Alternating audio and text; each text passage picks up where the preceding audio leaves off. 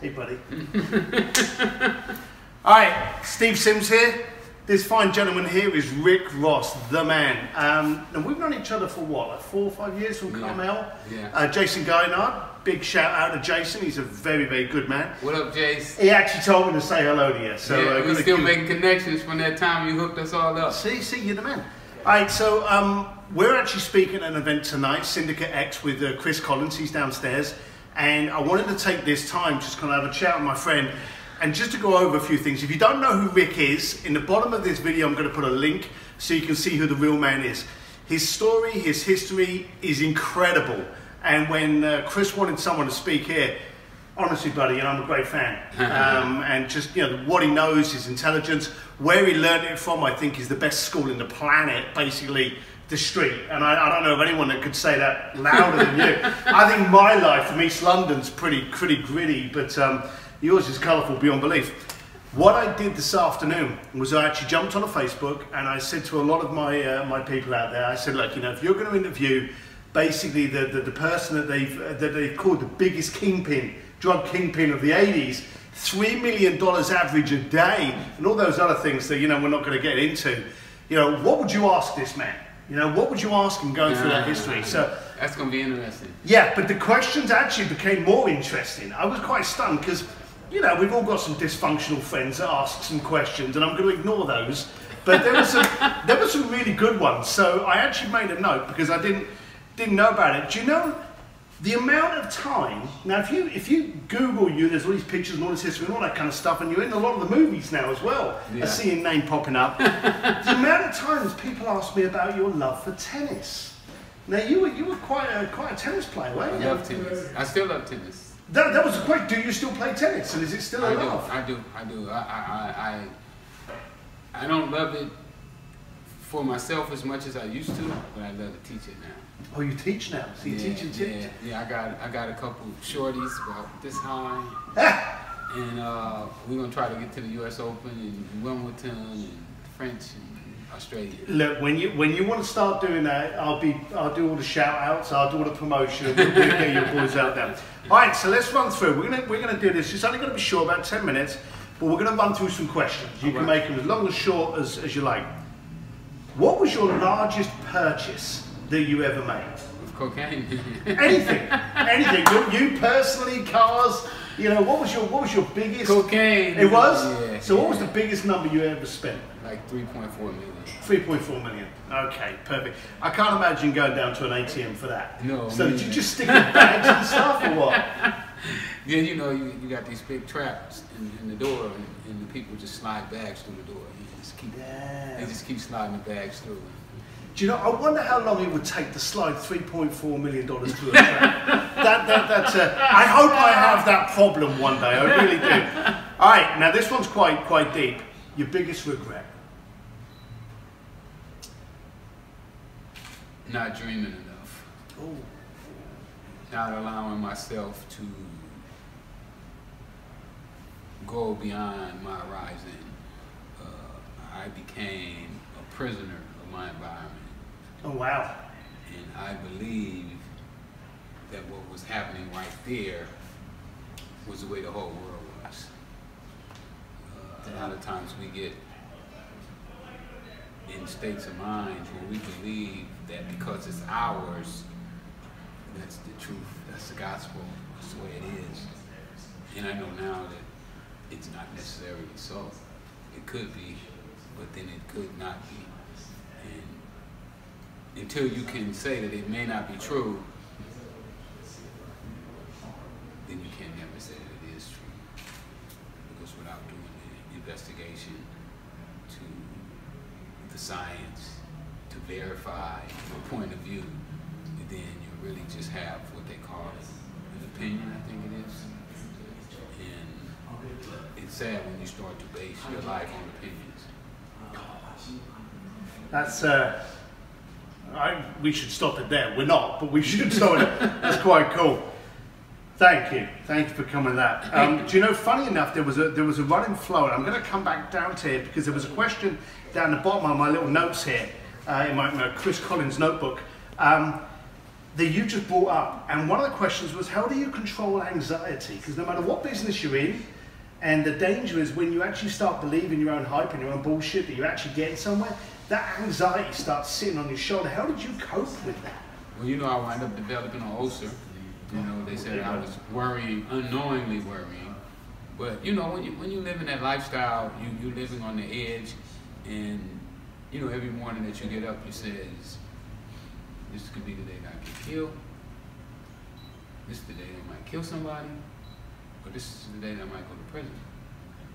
And when you're living under those type of strains, it's a lot of pressure on you. And that's why I'm so excited about the new ventures that I'm in, because they don't have that same type of pressure. And you know, when I was in prison, I was saying that anybody that would do a business under that kind of pressure, what would they do if they wasn't under that kind of pressure? Yeah. Damn, I loved you when I heard you up in MMT, pal, but I'm looking forward to this. I'm absolutely loving this already. What's your biggest disappointment with dealing with people? Most people don't believe in themselves. Yeah.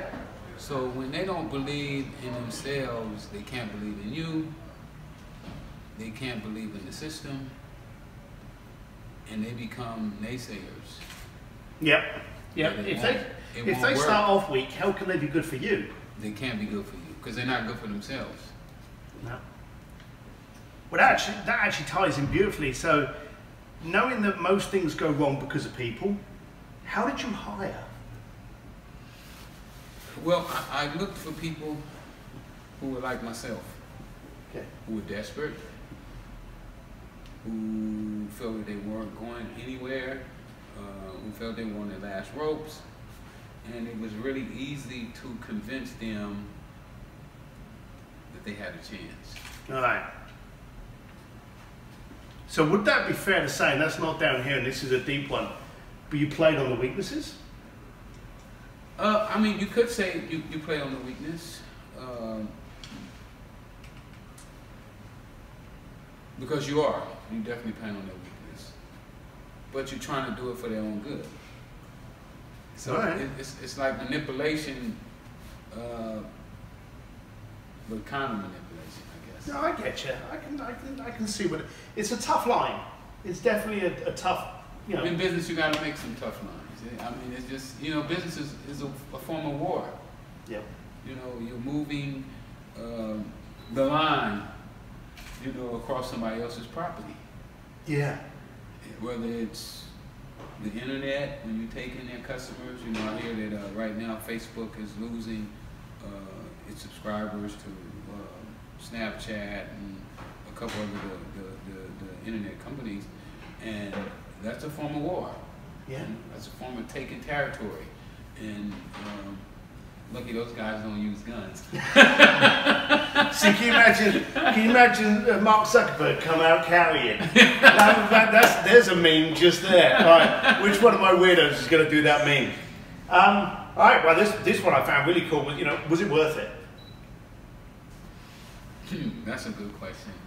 You know, and they ask me that often, and you know what I usually answer that with: no regrets, only lessons. Yeah. Had I not been through everything that I've been through in my life, would not have me where I'm at today. And I absolutely love where I'm at today. I mean, wow, where else could a person be in the world than right here, right now, at this time? I hear. I'm a great believer in failure doesn't define us, it refines us. And without what you went through, my man said, you wouldn't be there. He said, don't judge me by my falls, judge me by how I get up. I'm going to take that. I'll give you credit to it, but I'm going to be posting that. All right. Okay. So one question that people kept on asking me was California's now gone through a lot of legalization, marijuana. And, well, I think that just answered it. A lot of repetitive questions I was getting on my thread was, how do you feel about the legalization? I think that it's wonderful. I never thought that people should be in jail for nonviolent crimes. I believe that selling marijuana is a crime of economics. Yeah. Trying to make some money. I don't think people should be punished for getting high. I don't care what kind of drugs they're on. They should be punished for getting high. They should be treated and assisted and not incarcerated. Right. No, I don't take drugs. I like drinking whiskey, but I've got to admit I agree with you. I agree with you on that point there. Basically, got a couple more questions. Another one of the repetitive, annoying little questions was, where's the money? This is $3 million. But I wouldn't be surprised, knowing the conversations that we've had, that it still sat somewhere and you just forgot. You can't remember where all of this has got to be. Surely, someone one day. I can remember where all the property was. Yeah, I can imagine one day someone's going to go, hang on, I just want to build an extension on there and pull that wall down, and it's loaded. And the money pop out. Yeah, yeah. You told me once about a house, and you needed to put the money places, so you bought the houses and shoved the money in the walls, and then didn't one burn up or something? No. The money, you know, when you got a lot of money and you're young, because I was young. I went to jail at 28 years old. Yeah, that's young. My best years was when I was 25, 26 years old.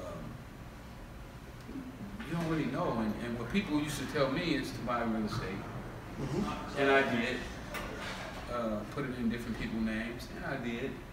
But when the feds come in, they want you, we want you, and you're going to prison too. Yeah.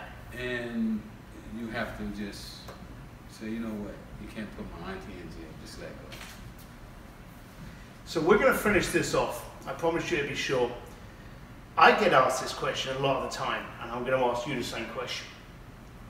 You walk into a bar, and you meet the 22-year-old you. What do you tell him? You're brilliant. You can make a difference. That's good. Out of everybody out here, you can do it. It's all up to you. Those skills that you're using can be used for either good or evil. It's your choice of which one you're going to use them for. I'll take that. Rick, start, man. Thank you, Steve. All right.